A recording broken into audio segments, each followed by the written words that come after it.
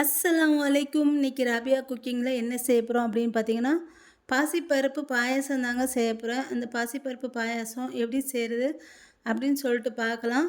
நான் வந்து ஒரு 150 கிராம் பாசிப்பருப்பு எடுத்திருக்கேன்.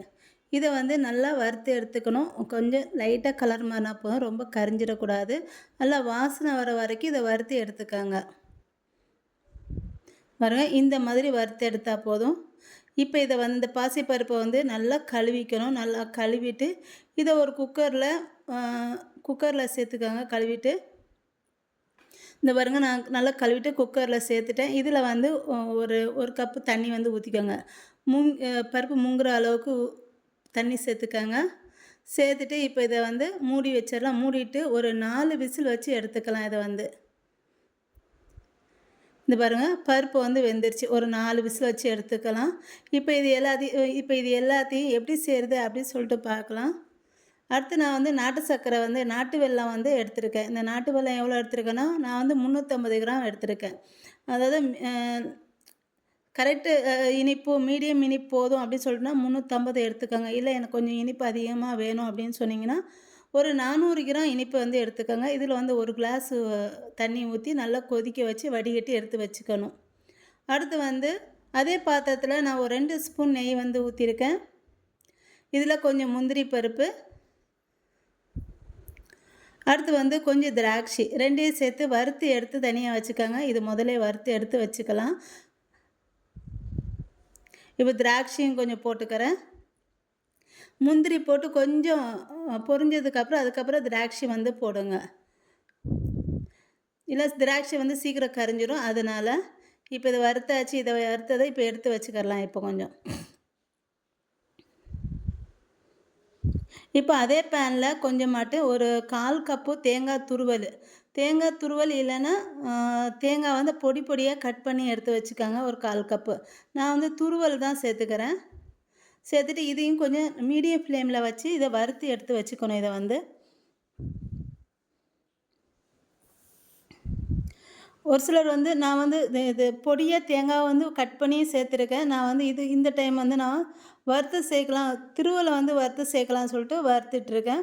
இது வந்து ஒரு 1/4 கப்பு எடுத்துக்கோங்க. இந்த பாருங்கள், இதையும் வறுத்தாச்சு. இப்போ இதை எடுத்து வச்சுக்கலாம். அடுத்து வந்து ஒரு சில்வர் பாத்திரம் வந்து ஒரு அடிகனமான பாத்திரம் எடுத்திருக்கேன். இதில் ஒரு 2 கப்பு தண்ணி ஊற்றிருக்கேன். ஊற்றிட்டு இதில் ஒரு 100 கிராம் ஜவ்வரிசி வந்து நல்லா கழுவிட்டு சேர்த்துருக்கேன். இது வந்து ஜவ்வரிசி வந்து ஒரு 3/4 பதம் வேகணும். இது வேகட்டும். இந்த பாருங்கள், ஜவ்வரிசி வந்து வெந்துருச்சு. இப்போ இதில் நான் வந்து பாசிப்பருப்பு வேக வச்சு வச்சுருக்கேன் பார்த்தீங்களா, அதை வந்து சேர்த்துக்கிறேன். அதுக்கு முன்னே ஒரு ஸ்பூனு ஏலக்காய் தூள் பொடி பண்ணி வச்சுருக்கேன். ஒரு 5 6 ஏலக்காய் வந்து பொடி பண்ணி வச்சுருக்கேன். அதை சேர்த்துக்கலாம். அடுத்து பாசிப்பருப்பை வந்து சேர்த்துக்கலாம். இதே மெஷர்மெண்ட்டில் செய்யுங்க, ரொம்ப டேஸ்ட்டாக ரொம்ப நல்லாயிருக்கும். இப்போ வந்து பாசிப்பருப்பை சேர்த்துட்டு நல்லா கலந்து விட்டுக்கலாம். இவன் நல்லா கலந்து விட்டதுக்கப்புறம் இதில் நான் வெல்லம் வந்து பாகம் எடுத்து வச்சுருக்கோம் பார்த்தீங்களா, அது வடிகட்டி வச்சுருக்கோம். அதை வந்து இதில் ஊற்றிக்கலாம். வடிகட்டி எடுத்துக்கோங்க, அப்போ தான் அதில் வந்து தூசியெல்லாம் போயிடும். அதனால் இப்போ இதை ஊற்றியாச்சு. வெள்ளைப்பாகும் ஊற்றியாச்சு. இப்போ இது வந்து நல்லா கொதி வரணும். அது கெட்டியாக இருக்கும், பார்த்துக்கோங்க. நல்லா கெட்டியெல்லாம் உடச்சி ஊற்றி நல்லா கலந்து விட்டு இது கொதிக்கட்டும். இப்போ பாருங்க, இது வந்து கொதி வருது. இப்போ இதில் நம்ம வறுத்து வச்சுருக்க தேங்காய் துருவலை வந்து சேர்த்துக்கிறேன்.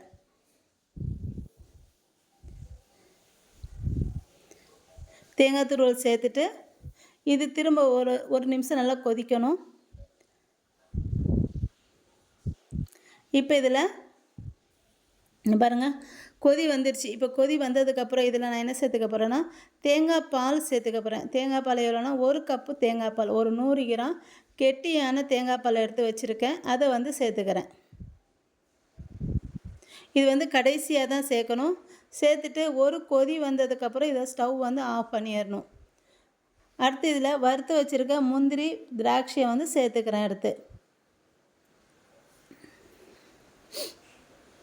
பாருங்கள், நல்லா கொதி வரட்டும்.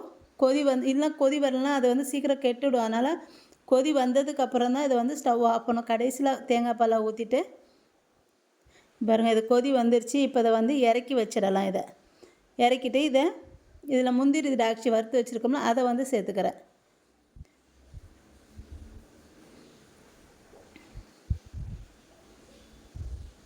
அவ்வளோதாங்க, பாசிப்பருப்பு பாயாசம் வந்து ரெடி ஆயிடுச்சு.